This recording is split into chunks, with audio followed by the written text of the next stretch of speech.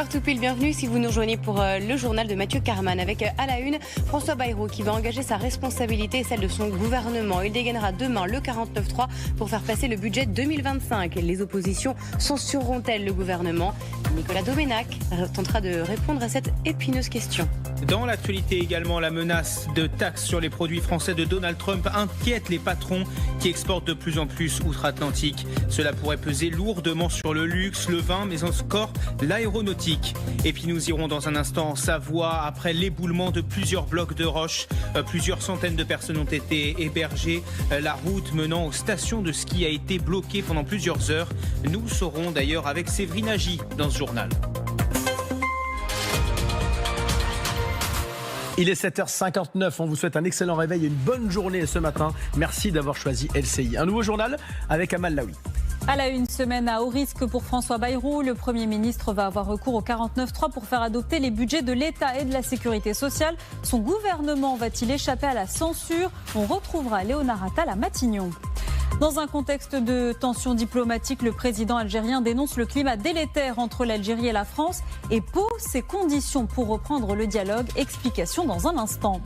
Donald Trump va-t-il mettre sa menace à exécution? Après le Canada et le Mexique, il promet d'augmenter très prochainement les droits de douane pour l'Union européenne. Et puis la circulation est toujours très perturbée après l'éboulement sur la route nationale 90.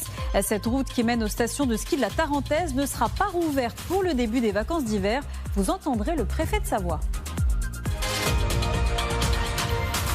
6h59, bonjour, bon réveil, excellente journée ce matin sur LCI dans le 6-9. Un nouveau journal avec Amal Laoui. À la une, à son tour, la Chine répond à Donald Trump. Pékin va imposer des droits de douane sur le pétrole américain. Une annonce alors que le président des États-Unis vient de suspendre les taxes qu'il voulait imposer au Mexique et au Canada. Explication au début de ce journal.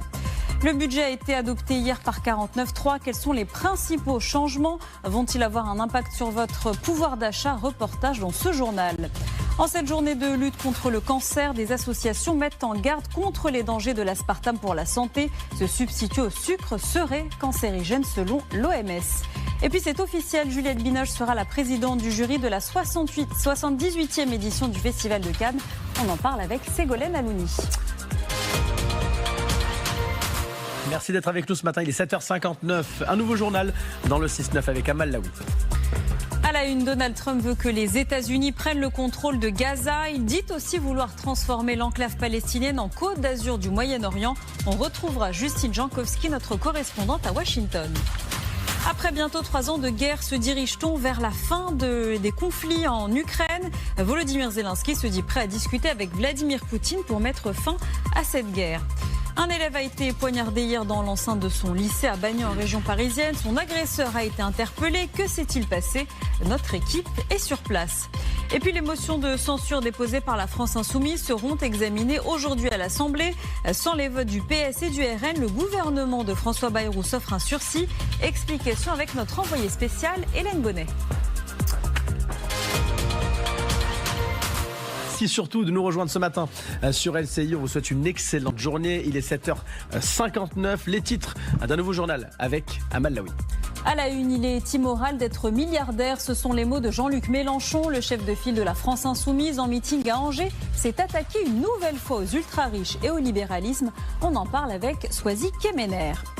La restriction sur le droit du sol à Mayotte sera débattue aujourd'hui à l'Assemblée nationale. Un sujet qui sera évoqué ce soir sur LCI. Bruno Retailleau est l'invité exceptionnel de la grande confrontation présentée par David Pujadas. Il répondra à toutes vos questions.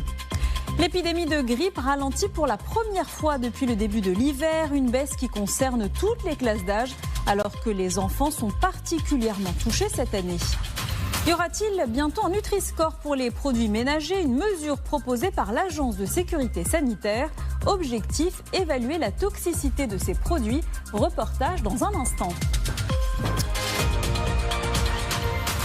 Je vous souhaite une excellente journée juste avant le week-end, peut-être pour certains d'entre vous. Bon courage pour le travail ce matin si c'est le cas et si vous allez vous y rendre. Il est 7h59, les titres d'un nouveau journal avec Amal Laoui.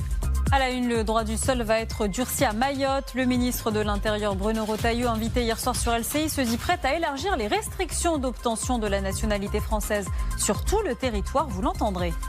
L'influenceur Doualem a été remis en liberté. Le tribunal administratif de Melun a annulé son obligation de quitter le territoire. Un nouveau revers pour le ministre de l'Intérieur, les précisions avec Mathieu Karman. C'est une bonne nouvelle pour le début des vacances scolaires. La RN 90 qui mène vers les stations de ski de la Tarentaise va finalement rouvrir totalement. La route avait été bloquée la semaine dernière après un éboulement. Notre équipe est sur place.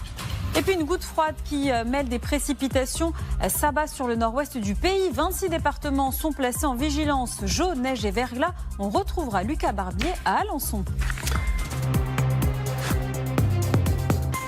9h dans votre matinale week-end, c'est l'heure du journal avec Mathieu Karman et on va revenir sur les obsèques du petit Émile qui seront célébrées tout à l'heure ce matin dans le Var et dans les Bouches-du-Rhône, un peu moins d'un an après la découverte de ses ossements. Une cérémonie religieuse est ouverte au public et organisée ce matin. On y retrouvera d'ailleurs en direct notre envoyé spécial Linda Huré. Dans l'actualité ce samedi, la 5e libération d'otages au Proche-Orient. 3 Israéliens seront relâchés par le Hamas dans quelques minutes dans le cadre de l'accord de trêve entre Israël et l'organisation terroriste. Et puis on vient de l'entendre, 4 départements sont en vigilance orange, neige et verglas. En Haute-Loire, 20 cm de poudreuse sont tombés dans la nuit alors que les vacances scolaires débutent aujourd'hui. Nous retrouverons Lucie Glaçon en direct dans quelques instants. Merci d'avoir regardé cette vidéo. Vous êtes plus de 1000 abonnés. Merci d'être fidèles. MyInfo Plus, l'info du monde entier en plus. Merci d'avoir regardé cette vidéo. Vous êtes plus de 1000 abonnés. Merci d'être fidèles. MyInfo Plus, l'info du monde entier en plus.